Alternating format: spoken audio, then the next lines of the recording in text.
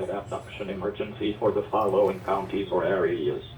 Florida, at 12:04 a.m. on October 3rd, 2020, effective until 2:04 a.m. A Florida Amber Alert has been issued for Marcus Perkins, a black male, 6 years old, 4 feet 3 inches tall, 85 pounds, black hair and brown eyes, last seen in the area of the 7000 block of US Highway 98 in Ellis Park, Florida, who was last seen wearing a red Adidas jacket with white stripes, a gray Puma shirt, gray sweatpants, navy blue Puma slide sandals, and gray Puma socks. He is missing his front left tooth and has his car on his Jeep.